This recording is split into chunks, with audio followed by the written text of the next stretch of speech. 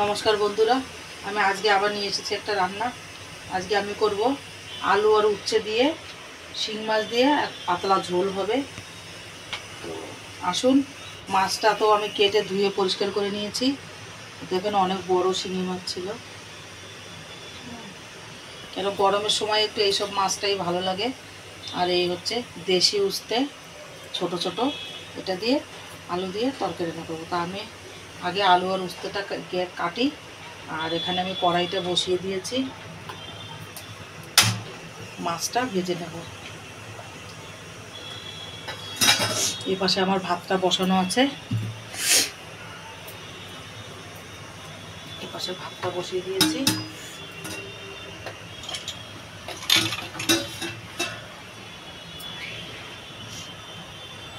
আরও তরকারি হবে এর সঙ্গে, শুধু তো আলুর তরকারি করব, কিন্তু আলুর তরকারিটা আপনাদের দেখাবো না।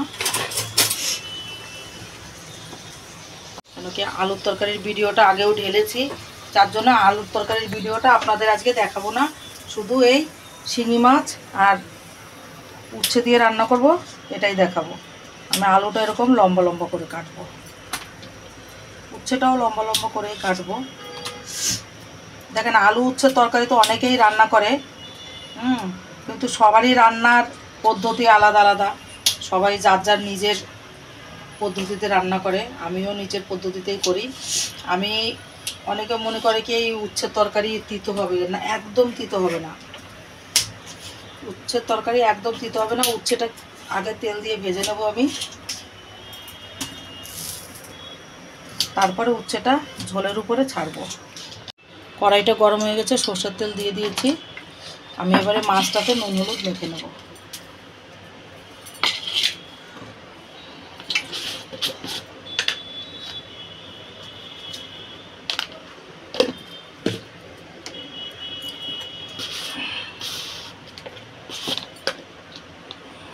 এত গরম পড়েছে আমাদের দিল্লিতে, তো প্রচণ্ড গরম, মানে মনে হচ্ছে উপর থেকে আগুন পড়ছে।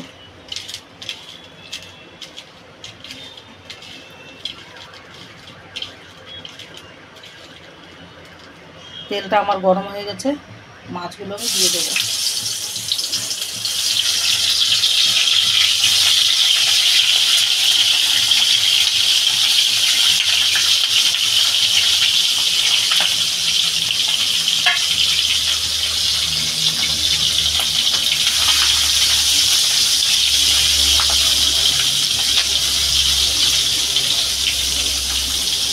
দেশি শিঙি মাছ, অনেক বড় বড় শিঙি মাছগুলো ছিল।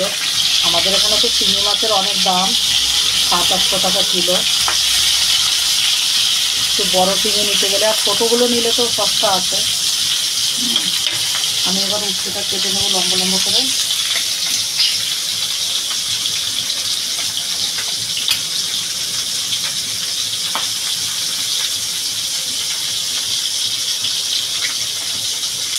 উচ্ছেটা আমি এরকম করে কাটবো, একটু বড় বড় করে। গরমের সময় যত তিতো খেয়ে পারেন আপনারা। গরমের সময় তিতো খাওয়ার অনেক ফায়দা আছে। পেট খারাপ হোক, প্রথম তো পেটের পক্ষে খুবই ভালো তিতো, পেট খারাপ হবে না। অনেকের ঘামাচি বেরোয়, চুলকানি হয়, তো এইসবগুলো, এই তিতো যদি আপনারা লাগাতার খেতে থাকেন তো এইসব অসুখগুলো হয় না।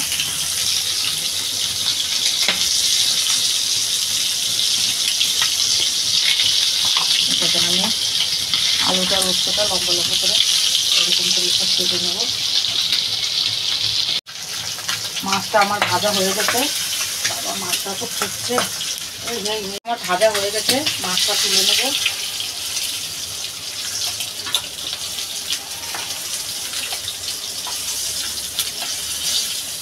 এই শিঙি মাছটা ভাপাও খুব ভালো লাগে। একটু তেল দিয়ে দেবো। এই তেলটাতে আমার উচ্ছে আলুটা ভাজাও হয়ে যাবে, তরকারিও রান্না হয়ে যাবে। আমি এবার উচ্ছেটা ভেজে নেব। উচ্ছেটা আগে ভালো করে ভেজে নেব।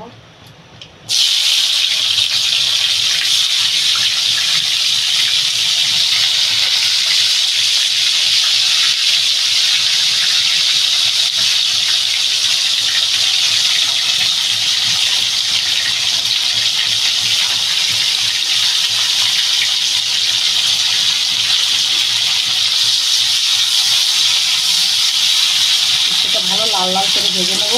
আর এই তরকারিটাকে দেবো কাঁচা লঙ্কা।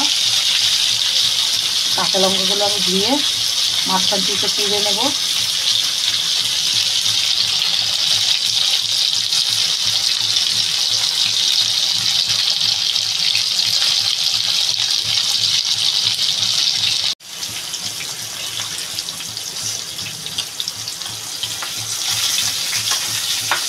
এদিকে আমার ভাতটা হয়ে গেছে, ভাতটাকে আমি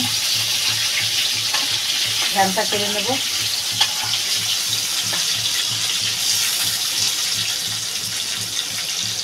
উচ্ছেটা ভালো করে ভেজে নিলে না তারপরে উচ্ছের তরকারিটা তিতো লাগে না। উচ্ছেটা আমার ভাজা হয়ে গেছে, উচ্ছেটা আমি তুলে নেব এবার।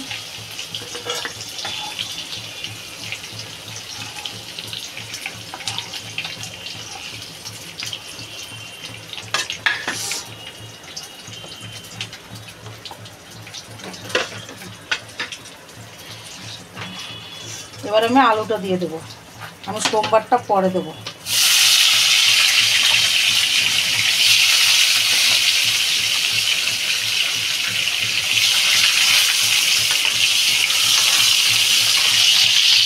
দিয়ে দেবো লবণ স্বাদ মতো।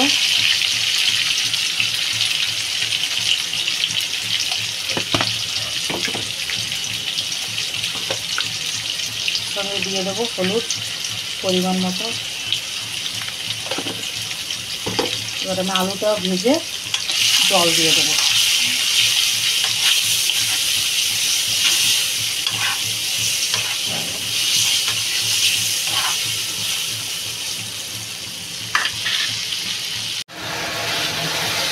আমার আলুটা ভাজা হয়ে গেছে, আমি এবার জল দিয়ে দেবো।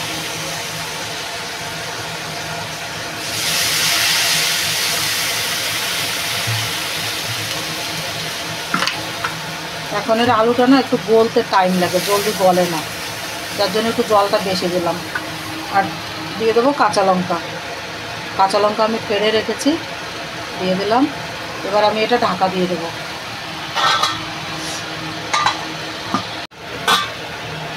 আমি এবার এই উস্তেগুলো দিয়ে দেবো।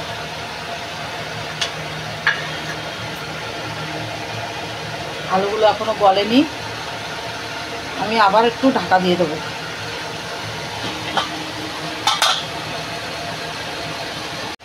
আমি এবার তরকারিটা সোমবার দেবো। তরকারিটা এবার আমি গামলায় ঢেলে নেব। এবার আমি সোমবার দেবো।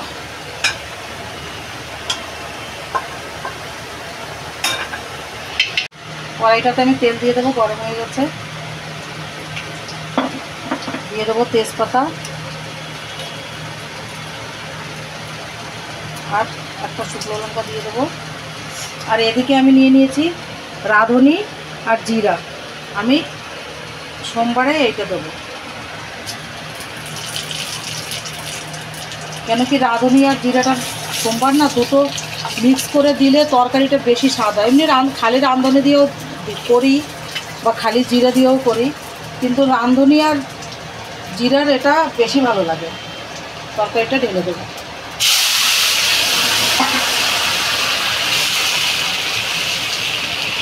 এবার আমি যে মাছগুলো ভেজে রেখেছিলাম মাছগুলোও এতে দিয়ে দেবো। তরকারিটা আমি সামান্য একটু ঢাকা দিয়ে দেবো। তরকারিটা আমার হয়ে গেছে, আমি নামিয়ে নেব।